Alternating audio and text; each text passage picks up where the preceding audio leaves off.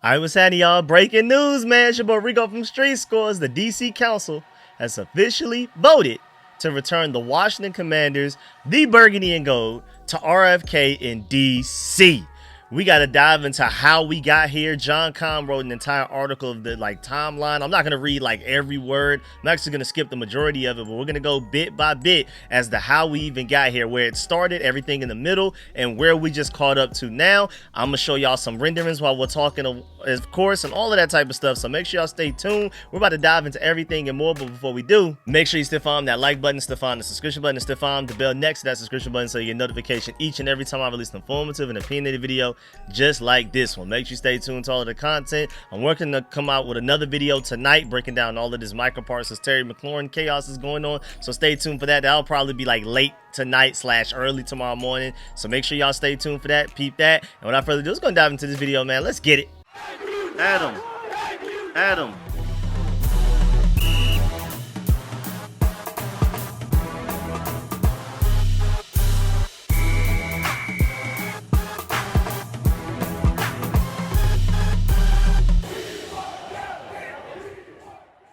All right, so it's official. The DC Council has voted 9-3 in favor of returning the Commanders to their old RFK Stadium site in Washington, D.C. And I already gave y'all the heads up a week or two ago that it looks like we're slated to get this approved. This is more so a formality type of thing to make sure, and everybody that was around the situation was saying that we have great momentum going towards, we think it will be a yes, at least a majority, a good enough yes to where it will get passed. And that's officially what has happened. David Aldridge even tweeted, "The bill is approved," Chairman Phil Mendelson says, and the $3.8 billion deal for a new Commander Stadium and entertainment district at the old RFK Stadium site in D.C. takes a major step forward after a 9-3 D.C. City Council vote on Friday, because that was one of the last hurdles that we had, where it's is the D.C. Council going to approve of this? It seemed like everybody was approving except for that president over there that wants the name to come back so bad. He's talking about possibly stopping the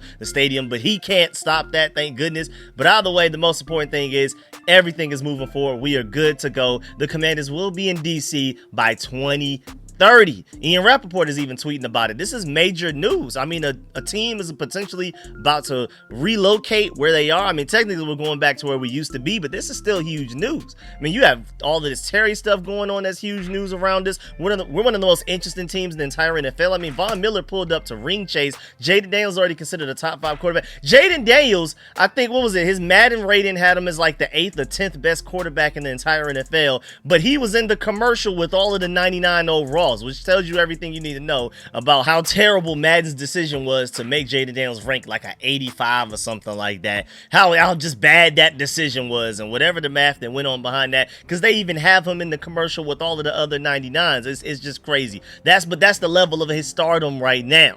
And so all of this going on with the Commanders, no matter where you look, Commanders. Even if you're not a Commanders fan, you just can't help but hear about this, whether it's great news with the stadium and training camp going really well. I mean, you got to remember, we have Deebo Samuel, Larry Tunsil, Von Miller, Javon Kinlaw, all kinds of stuff going on where these new guys that just pulled up to the team fairly recently. Our draft class is very notable right now. And then you also have some bad stuff like the Terry situation. But either way, we're a team that matters. We are keeping, I mean, people are literally what are the Commanders doing? Let me hurry up and try to write an article on them, to keep the clicks and the ads going and stuff like that. I'm talking about the ESPN people, the NFL Network people. We're keeping the lights going for a lot of these shows First Take. They're talking about us constantly. Yeah, but again, Ian Rappaport tweeted, "Manager partner Josh Harris has called RFK the spiritual home of the team. Their return to DC is now one step closer, and this is a historic day for the franchise." Remember this, that Friday, August 1st is a monumental moment in getting the Commanders back to DC. I feel I'm shocked that more people aren't talking about this. This is huge news, because back when they announced that they had the plans to come out with the statement in 2030 and they had Roger Goodell and everybody, we were super excited. But nothing was official. It was just we're thinking this is the plan. We're hoping.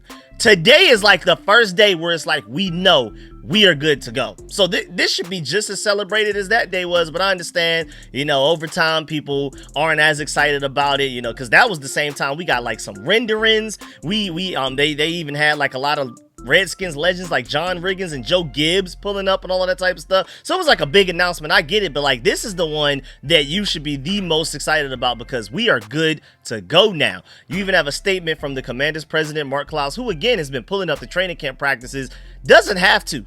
He's purely the business guy. We're talking about stadium stuff, business stuff, marketing, all of that type of stuff. He has nothing to do with the football side. That's completely Adam Peters' show. But yet Mark Klaus pulls up to the practices, the training camp practices, and he's shaking people's hands, signing things, telling them thank you for coming. Like, what other business president in the NFL is pulling up to the training camp practices right now? I wouldn't be surprised if Mark Klaus is the only one. But he even said, quote, "We are proud to announce that we have reached a historic labor agreement with our union partners, Unite Here Local 25 and 23, Baltimore DC Building Trades, 32 BJ SEIU, and the Metropolitan Washington Council, AFL-CIO. This agreement reflects our shared commitment to creating good-paying union jobs and ensuring that this project uplifts the working families who help support our communities. This agreement is more than a contract. It's a partnership rooted in opportunity and mutual respect. We are grateful to the union, leadership, and skilled workers whose collaboration made this possible. Together, we're building a legacy of economic growth, labor dignity, and community pride," unquote. Again, that's coming from the team president himself. And then you even have Josh Harris, the majority owner. You also have other people that own the team. We're going to get a quote from Mark On. Of course, you have Magic Johnson in there. We have a few people. But Josh Harris, the top dog himself, he said, "Today's approval by the council is transformational for DC and brings the Commanders back to our spiritual home. Like many fans, RFK was the site of memories that fueled my love for this team and this city. Now we're closer than ever to reigniting that energy for a new generation. We're incredibly grateful to the mayor and the council throughout this process for the leadership and guidance. This is a historical moment. This project is about more than delivering a world-class stadium worthy of our players, fans, and the region.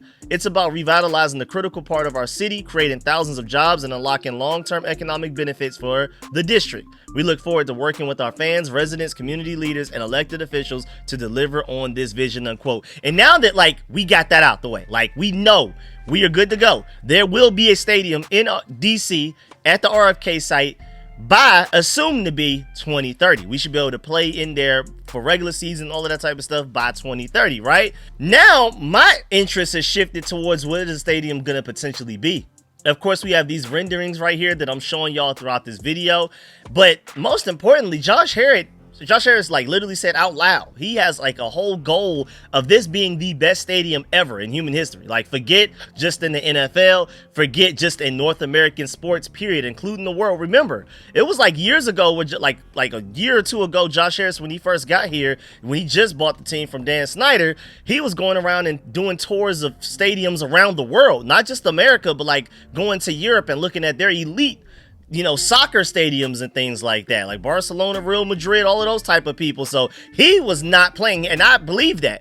He promised us that he would turn this team around and turn this into a winning franchise. We did that immediately within a year. I mean, he promised us that the fan experience is going to be way better. We did that. He promised us, like, after we were an F-, he said, "I'm not an F- guy when it came to like the locker rooms and a lot of the like NFL PA surveys that we got as far as like how treatment of families for the players and things like that, travel accommodations, the locker room, the food for the players around the facilities, the baths, the showers, all of the different equipment, the workout room, all of that type of stuff. We were grading low in a lot of those categories. He fixed most of that, if not almost all of it already. And so when he says we're gonna have the best stadium in human history, I tend to believe him. I think he's gonna really take notes as to like, okay, this stadium did this well, this stadium did this other thing well, this stadium did this well, and we're gonna bring it all together to create arguably the best stadium of all time. I really hope. I'm just gonna throw it in there. You know, I'm from Atlanta. I'm gonna throw in there the really cheap food, like price wise, really good food. It's not cheap. It's not produced cheap. They just happen to sell it for very low prices. I'm hoping they adopt that from my Mercedes-Benz Stadium here in Atlanta, man. I'm gonna need that, man, because I don't want to have to spend $40 on a hot dog, dog. I don't like that. I don't like going to other stadiums. That's why the Mercedes-Benz Stadium, and now granted, I also live here. I'm only like 20 minutes away from the stadium, so it's like, why not? But that's the only stadium I really go to games for, because I know I can go there and eat and get full, really full, off of good food with only like $15. You know what I'm saying? So, hey, please, if there's just one suggestion I can give in there, because we've already heard that we're getting like definitely a roof.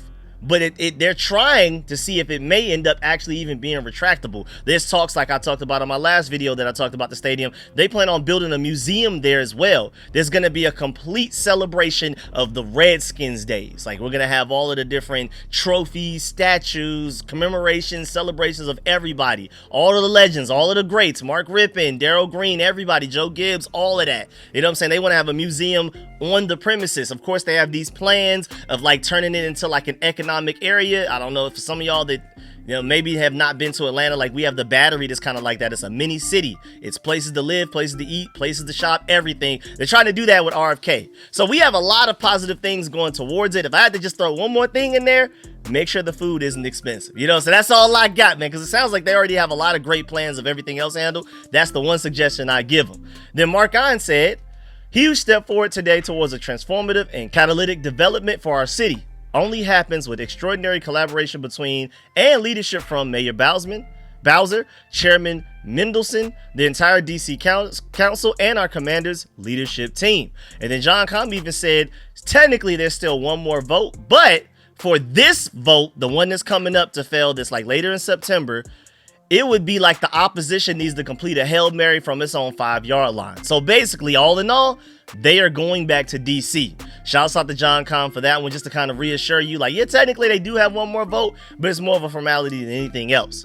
And then again, John Combe wrote an entire article on ESPN breaking down the history of everything that's gone down. I'm going to skip around. I don't want to just read all of his content. I want to make sure that y'all still go to his article and read it. It's well worth it. I'm just going to do like a quick run through of the history and the timeline of everything that happened. So first of all, he mentioned that on April 28th, the Commanders owner, Josh Harris, addressed a group of reporters shortly after striking one of the biggest deals in recent franchise history. Harris, seated in a dark suit alongside DC Mayor Muriel Bowser and NFL Commissioner Roger Goodell. This is the announcement that I was talking about when we first got everything unveiled to us. With a burgundy Commanders pin to his label, wore the expression of an athlete who had just won a big game. Before the questions even began, the Maryland native who grew up a fan of the team he bought from the previous owner, Dan Snyder, for a then record, because somebody surpassed it already, $6.05 billion in 2023, smiled as he gripped the base of the microphone stationed on the table in front of him and leaned in to speak. He said, quote, "What an amazing day. It's a great day in our process to bring the Commanders home," unquote. Moving away from Northwest Stadium in Landover, Maryland, no longer FedEx Field, remember that, and bringing the Commanders home was the reason all parties had gathered that day.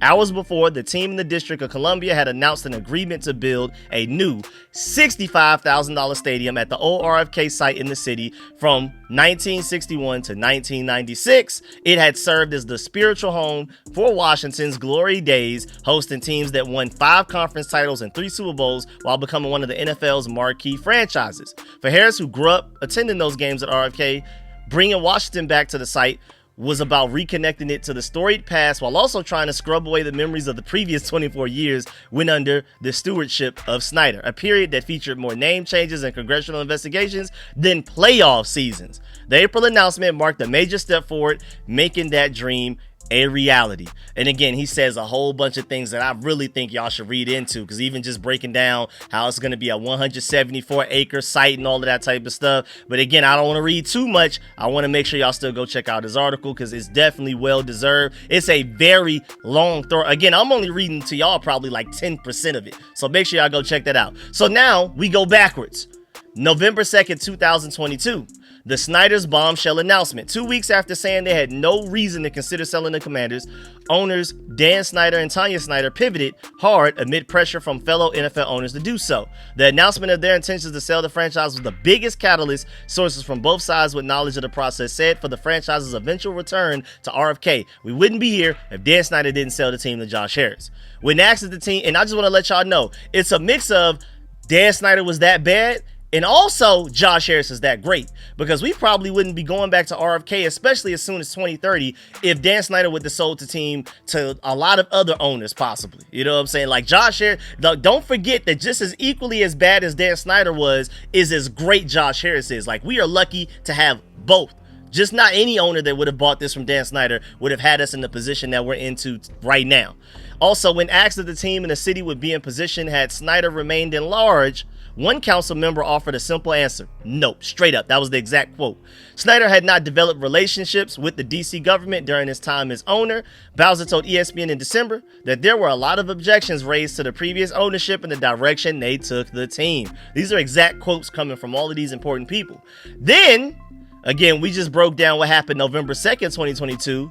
As of November 9th, 2022, 7 days later, a House overhaul changes Washington's fortunes. A change in leadership in the U.S. House of Representatives opened the door for progress on the stadium site. Then we fast forward to July 21st, 2023. Josh Harris buys the Commanders. Of course, this was huge. Within a week of buying the team, Harris met with Bowser in her office, not playing, along with minority owners Mitchell Rales and Mark Ine, and their former Vice President of Public Affairs, Joe Maloney, as well as Bev Perry, a senior advisor to the mayor. Rales and Ine had done numerous business dealings in the district over the years and were well known and respected. So them being involved and being a part of the buying the Commanders was a big part of this. It's not just Josh Harris. It's not just Magic Johnson. We need to definitely show more respect and appreciation to some of the other minority owners as well, especially Mark Ine and Mitchell Rales. But as one person in the meeting said, they weren't there to start brokering a stadium deal. Not necessarily, not yet. The meeting, which lasted nearly an hour, was described as more of like a listening session for Harris as Bowser discussed her love of the franchise and desire for the team to return to DC. Then as of December 21st, fast forwarding all the way to 2024, a congressional Hail Mary gets completed. 2 months after completing the Hail Mary to beat the Chicago Bears. We're talking about just last season. The Commanders benefited from another one on Capitol Hill. This time, instead of an NFL opponent, they defeated the after effects of a bad Elon Musk tweet. An uninformed one at that. Congress was going to lease the federal land where the stadium will be built to the city for 99 years. It was going to be included in a continuing resolution bill that Congress will vote on later that week. But on December 18th, Elon Musk, for whatever reason, retweeted a tweet that included a headline about a $3 billion deal for a new stadium in DC, and Musk said that in his retweet, quote, "This should not be funded by your tax dollars," with an exclamation point, unquote. No federal money was ever part of the package. The damage, though, was done. Nobody did research, as a lot of people involved with that whole thing. No research done, just assumptions. It just, hey, Elon Musk tweeted it. I guess it must be true. It was a lot of people doing that. It was an actual quote from one former team official that said, quote, "It almost killed the whole thing. We thought it was dead. Congress members knew it wasn't true, but there was so much heat around this. People were saying, sorry, it's not worth it," unquote. So that Elon Musk tweet was that dangerous. It almost killed any potential we had in getting this new stadium and going back to RFK. That is actually crazy. Then you fast forward to just a couple of months ago, April 28th of 2025 this year, going home. After months of talks, one of the worst kept secrets was announced to much pomp and circumstance. The team and the city has struck a deal for the team to build a stadium. A news conference with several hundred people featured Bowers, Harris, and Goodell, the one that we're talking about that had everybody excited when we started to see renderings and things like that. And we had like guys like Joe Gibbs and Darryl Green and John Riggins and those guys all there. Music played. Burgundy and gold was visible throughout the room. Highlights from Washington's past at RFK Stadium played on a large screen. Multiple past dignitaries, including Pro Football Hall of Fame coach Joe Gibbs, attended. The team said it would invest $2.7 billion to build the stadium. The city would chip in another $1 billion through various means to develop the 174-acre property with housing, a sports complex, and retail shops. Harris said, quote, "Without exaggeration, this will be the best stadium in the country and potentially in the world when it's built," unquote. And then July 20th, 2025, this is just a few days ago, just a couple of weeks ago, the commander-in-chief threatens the deal. So then we had that moment when Donald Trump threatened to intervene and force the Commanders to change their name back to their original one, or he'd scuttle the stadium deal. The team did not want to comment on his statements, and the mayor took a diplomatic tone. Sources from the team, the mayor's office, and the council echoed the same refrain. Nobody wanted to test Trump's resolve on this issue. They only wanted to get the deal approved. So just stay away, just ignore him, and things should be all right. Bowser had developed a working relationship with Trump, having flown to Mar-a-Lago in January and attended a news conference in May to announce the NFL holding the 2027 NFL Draft in D.C. And then also July 23rd, just a couple of days later of 2025, the DC Council paves a way for a vote to happen on August 1st, which is what just happened today. The vote that happened today was paved back on July 23rd. Council Chairman Mendelsohn reached an agreement with the Commanders to alter their financial terms of the stadium deal, which one member of the organization called, quote, a significant step, unquote. So don't forget, July 23rd was a very important day as well. We had to kind of change a few things, change around some numbers and how this was going down. Mendelsohn said that the revised agreement would net the city around $779 million, whether from profits or savings. Mendelsohn had long expressed concerns, but this agreement paved the way for the first vote on August 1st, which is again today. It came after more relationship building, and on June 30th, Ein and the team president Mark Klaus met with 8 members of the DC Council in an upstairs room at a cafe Milano in Georgetown. One surprise participant, rapper Wale, a big Commanders fan who happened to be dining at the restaurant at the same time somehow, he stopped by the dinner and said hello, mingled, and left and all of that. I felt like that was a really cool moment. I wanted to make sure I included that. And then, of course, July 29th through the 30th, literally just a couple of days ago, the public hearings and the deal got amended. So they had to make a few changes. At the first public hearing for the Commanders' proposal, more than 500 residents signed up to testify. One committee member said that they couldn't recall a larger group. Mendelsohn grilled Bowser and Klaus on the terms of the deal. Eventually, the deal was amended, and Mendelsohn said the new agreement would net the district $674 million over the next 30 years. He said another $55 million in savings would come from restructuring how the debt was financed. And then after the first hearing, he told reporters he felt there were the necessary 8 votes to pass. Again, we needed 8, we got 9. Then August 1st, today, the biggest moment of all, the decisive vote. The DC Council approved the building of the stadium at RFK site. Now, technically, it still has to vote again on September 17th, but one person close to the situation said that in their decades plus of working for the council, they have not seen a second vote go a different way from the first. So that's just a formality. That's purely it. I still don't know why we're doing it, but whatever. Multiple sources with the team and the council said the council has told the team it can proceed with this planning after this vote, knowing September's vote is all but a formality. So full green, go, let's get it. Some council members said that they were driven by the fear of what would happen to the property if they didn't vote in favor of the proposal. So some people even were kind of hesitant to vote yes, but they were also like, well, if I don't, then what? So there was a lot of like mystery placed out there, a lot of limbo that people were afraid of, and they were like, man, I'm just going to vote yes even if I don't necessarily love this situation. Just go ahead and send them back to RFK even if I don't like it.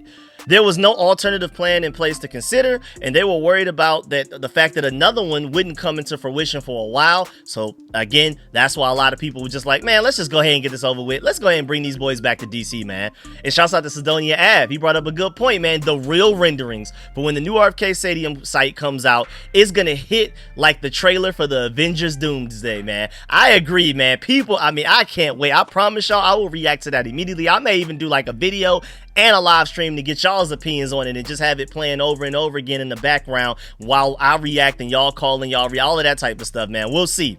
And then also, shouts out to Billy Tinkle. He brings up a decent point. He showed this picture where JP Finley asked back on June 27th. Great question from Nikki Javala. What happens first for the Commanders? Terry McLaurin extension or DC approves RFK? And back then, I definitely picked Terry McLaurin extension. It looked like the Terry McLaurin extension had more momentum in a positive way to go the right direction, whereas DC approving RFK actually looked like it was starting to go a little haywire, starting to go off the deep end a little bit. Thank goodness we were able to recover it. But again, I voted Terry McLaurin extension. But now look, Terry McLaurin out here requesting trades. DC officially approves RFK. So it was a complete 180 there since what we knew. That I only wanted to show y'all that just to show y'all how quickly things can change. Again, complete 180.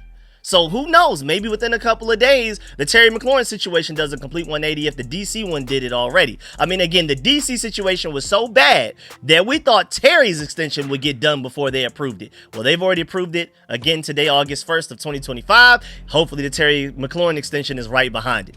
But yeah, man, that's the end of this video. Please get in the comment section. Let me know if you feel about everything discussed in the video. Please still follow that like button, still follow the subscription button, still follow the bell next to that subscription button so you get notification each and every time I release an informative and opinionated video just like this one.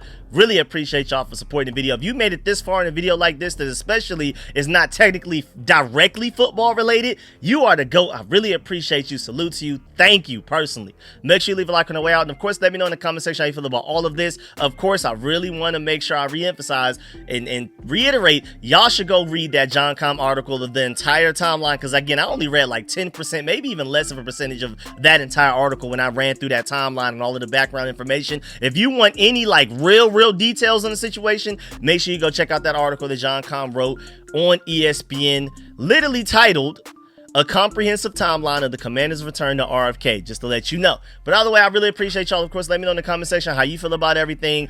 I mean, I feel like it's just weird that more people aren't talking about this and celebrating it. So let me know in the comment section how you feel about this and the fact that we now have officially been approved to go back to RFK. Really appreciate y'all. Leave a like on the way out. I'm gonna catch y'all later with another video late tonight. I'm out.